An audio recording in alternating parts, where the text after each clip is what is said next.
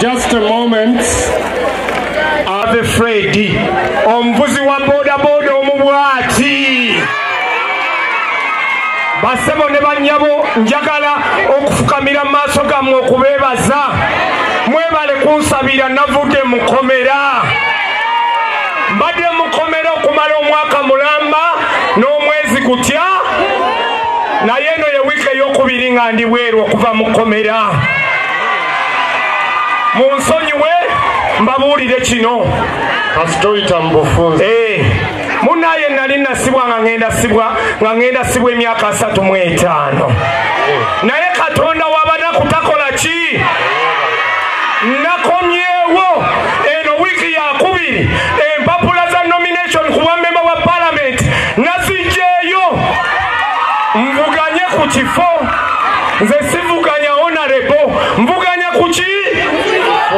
Chovola bana bayimbira akayimba ne baka kanga befuledi leopard omvuzi wa boda inze kubwemu piba nange munjiro bololo abantu babusiro isi ninayo kyengamba yenzo omuscouto wefumbe asobalwani atenga people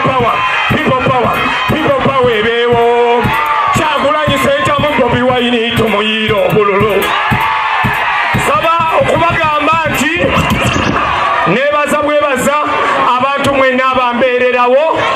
Bwana mukulu njagala omwebaza mu ngeri ey'enjawulo nammwe mwenna n'amasomero ge mbadde ntendeka. Mukama Katonda abampeera omukisa MP njijanga bwendi. Nze sirina ekyobugaga kye nnina bodaboda naki naye naazina obulungi ava mu ki ekimala kikola ki. Taata nkusaba mu maaso g'Abakristu owummule taata opeemu nkwatemu ekimala kikola ki. Taata basebo ne bannyabo bano baatugamba nti bajja kujjako nakyemalira naye bo balemedde mu ntebe ekimala kikola ki. Yenza omuvubuka omubwati Mukama abampeera omukisa. Nabyo bikulu. Mulowooza lwaki tuzimba ekereziya empya ng'ate tulina n'enkadde kulinnyisa mutindo si bwe guli? Lwaki abantu abamu mwettanira nnyo okusuula omutindo? Muntu najja n'azina ag'ekisaanyi n'abagamba nti olwo yasaanidde just kubanga alina ekiwata anyeenyaga ekisaanyi. Ekyana ky'ensowe kyana ky'ensiri kyayiga okubuuka.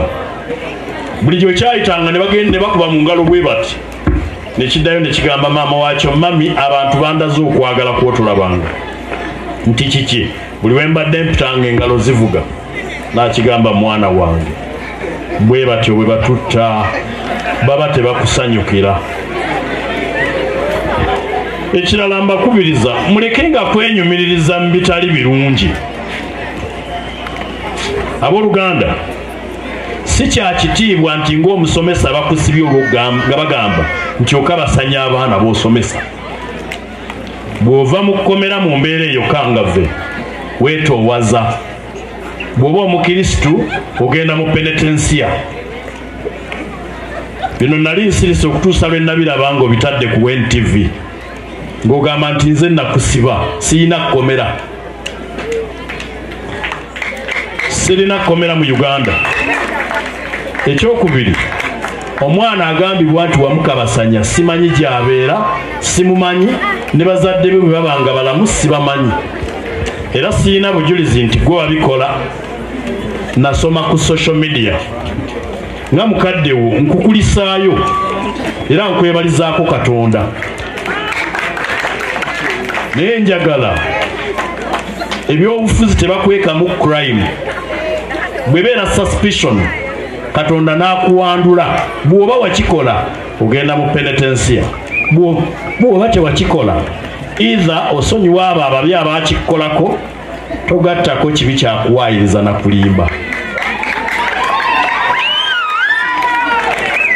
Ekirala omugezi kyakola tayagala ensi emanye n'okumanya nti ng'omusomesa w'abaana osobola okuteeberezebwa nti okabasanyiza omwana gwogira ki nze kwe kutegeera kwange kitaawo yajja n'ansaba nkuyamba okufuluma ekkomera nga nkuyamba nga looya singa eyakusiba obudde tebwansobozesa Katonda n'akuyamba n'ofuluma siina gwe nali ntumye nti akugamba onneetondere kuba tonninaako musango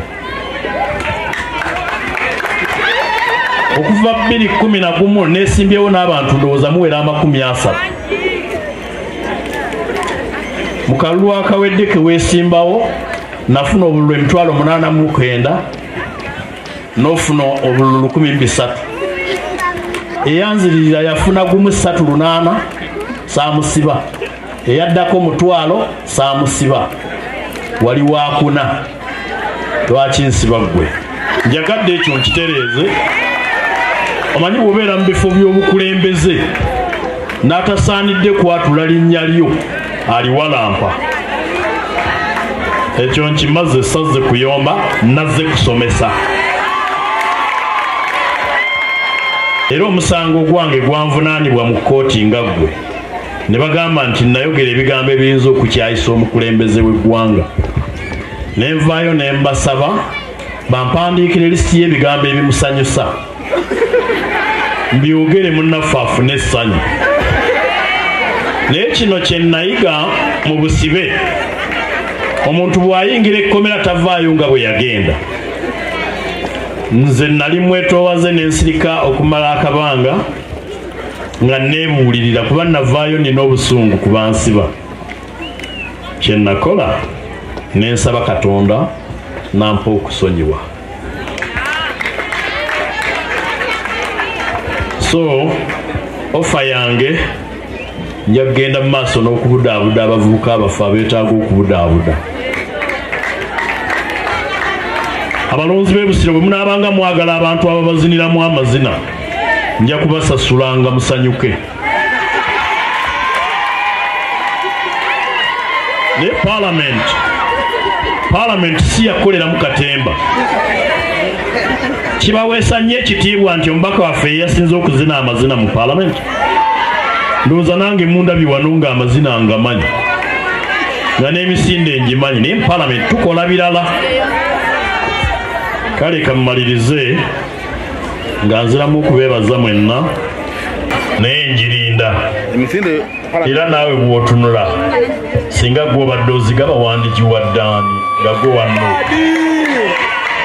ekibiina kya nuupu kya mutindo nina okukkiriza nti kijja kukuuma omutindo era tekijja kugwa bbeeyi bwe baatutuma okulonda tebaatugamba kulonderera kubanga olaba n'asoggola lumonde bukaceera abulekayo mu nnimiro saba ekisa kya Katonda kyongere okubeera nammwe abooluganda Ssaabasajja Kabaka awangaale ku mitendera egy'enjawulo tusaba enteekateeka eno egende bulungi nga tewali akoseddwa ng'obulamu bw'abantu bukuumiddwa nga tewali batulugunyiziddwa nga tewali basibiddwa amakomera lwaki ekisaawe tekiba nti kyonna kifaanagana munnabuddu gye tuyita leveled ground awo nno kye tusaba ekisaawe kibeere nga kyenkanankana bannabyabufuzi abanoonyezaamu obululu bannaye munoonye mutima omulungi temweyogerera bikikinike tewaba akwongera munne temwevuma temwerangira awo nno tujja kusobola okuzimba eggwanga lyaffe nga liri wamu ate n'ekereziya omulimu gw'amaanyi gwekola byabannabyabufuzi buli omu wawulira nga atendewaliddwa abakooye abawulira nga babuliddwa abawulira nga bali stressed ojja ku mu ekereziya n'ofuna ekikubagizo awo nno buli omu yeetaaga ekereziya si mu katuliki si mu isiramu si mu kristaayo si mu orthodox si mu ffenna twetaaga ekereziya awo nno bwe tugamba nti tuzimbe omulimu guno bannange muzitukiremu awo nno mujje tukwatire wamu omulimu guno gubeere nga gusobola okumalirizibwa olwa Katonda n'ensi yange mbaagaliza mikisa gya Katonda Ssaabasajja Kabaka awangaale mu biru wano ku parish y'omutuukirivu Taddeewo e Wakiso bategese emisinde egy'okulaba nti tuzimba ennyumba y'Omukama ekereziya eno gye twatandika omwaka oguwedde esobole okugenda obulungi mu maaso omukama atuberedde wakisa nti ku biliyoni 3 ze twetaaga wakiri biliyoni 1.5 tuze tugikuŋŋaanya era kakati gwe mulimu ogutambula. Kakati tuli ku mutendera bayita silaabu eno we tugiyiwa abantu abawaggulu we bagenda okutuula awo tutuuke ku mutendera gwe bayita wall plate awo tubeere nga tusereka egenda kutuuza abantu 1,500 era 1,000 bajja kutuula wansi 5 bajja kutuula ku mutendera ogwa waggulu. Awo nno omukama atumwebaza era twebaza nnyo ab'amasomero kubanga emisinde gino gyabadde gikulembeddwamu abayizi ab'amasomero aga primary aga secondary n'amalala. Awo twebaza abakulembeze b'amasomero ba directors ne headmaster ate n'abazadde n'abakristu n'abantu bakatonda bonna mu parish eno n'abavudde bweru waayo. Mukama tuwadde obudde obulungi era tumanyi nti ekiruubirirwa kyaffe tagiyite ya ssente ezo tujja kuzifuna mu linnya ly'omukama. Yonna gye muli tubasaba buli asobola okutuwagira ku mulimu guno kubanga tuwolereza omutuukirivu Yuda Tadeo yawolereza abalaba nti ebintu biganye impossible cases. Awo nno Yuda Tadeo nammwe buli omu gy'ali amuwolereze kubanga bw'ozimba eby'omukama n'omukama azimba ebibyo era bw'okola eby'omukama n'omukama akola ebibyo. Awo nno mbakubiriza mujje tukwataganire wamu omulimu guno tulabe nga gutambula ate gutuuke ku nkomerero. Baagaliza mikisa gya Katonda na buwanguzi ate tukubiriza n'abeesimbyewo muyiteeke ene Wakiso badde mujje musabireko wano mulabe omulimu weguli ate oba oliawo mmeremu oba endala muyinza era okuwagira. Twetaaga ebyobufuzi naddala tuli mu kunoonya kalulu abantu banoonya. Nze Dr. Dennis Ngabirano nga nze ssenkulu wa Sam's Food Industries Limited aba bakolera obumpanchimpanchi oba snacks zammwe eza Sam's snacks. Olunaku olwaleero tubadde wano nga twetaba mu misinde lubunabyalo ng'era emisinde gy'olwaleero gibadde ya kuzimba ekereziya ya St. Jude Wakiso Parish. Tubadde n'emisinde egya kilomita 2 tubaddewo ne kategole ya tuli wano okuzimba ennyumba ya Katonda kuzimba kereziya empya ya St. Jude Catholic Parish. Naye tulina obuzibu abantu tebaagala munange kuzimba ennyumba ya Mukama ate nga tumanyi ebyawandiikibwa birambika bulungi nnyo. Zimba ennyumba y'Omukama ebisigadde ebibyo obimulekere. Leero ekyo mbakunga nga mbagamba bannange mujje tuzimbe St. Jude Catholic Parish, tuzimbe church empya. Church tubadde nayo etuuza abantu 305 leka church empya yetuzimba agenda tuuza abantu 1,500. Kakati tuli mu kusiba slab na kuteekako galare tuzimbe ku kalina waggulu tulyoke tusereke. Naye tubasaba mujje tudduke mujje tusimbe St. Jude. Twetaaga kano akanyomero kano ketukola oba omulango guno gwe tukuba twetaaga milioni 14 zokka ezijja tuyamba okumaliriza galala eyo tusobole okulaba netwongerako waggulu era okalina netulabe ntusereka. N'olw'ensonga eyo tujja kubaaniriza mujje tudduke emisinde tuzimbe St. Jude Catholic Parish. Eno tujja kwetaaga biliyoni 4 naye tuze tutambula akati emitendesi nga tugimaze tuli twakakozesaako biliyoni ng'emu n'ekitundu okuva wansi. Obubaka nkubiriza abantu bafune omutima ogwagala okuzimba ennyumba ya Katonda kubanga byonna tukola ku nsi kuno Katonda yabituwa. Tomanya nti obudde bujja kukya naye olabirawo ng'obudde bukedde. Tomanya nti nojja kubeera bwoti olabirawo nga kiwadde byonna Katonda. So mbadde mbasaba bw'ozimba ennyumba y'Omukama obe n'ebibyo obeera ddala nti Katonda ajja bikola. Mbagumya mbasaba mujje tuzimbe ennyumba y'Omukama. Neyanza. I'm flagging off in the name of the Father and of the Son and of the Holy Spirit. And there we go.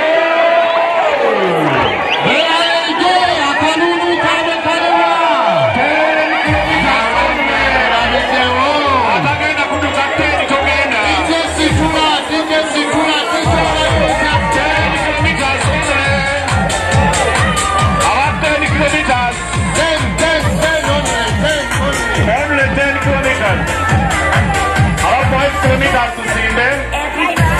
Era that church, we pray that next year it will be completed. Is it possible? In the name of Jesus, it is possible. We thank all the support. Buli omu support yonna gyawaddeyo. Twebaza olukiiko testes, twebaza amasomero, twebaza aba parishioners and everyone. Awono nga tugenda okusimbulwa misinde gino. Emisinde gituyamba emibiri gyaffe okubeera emirungi.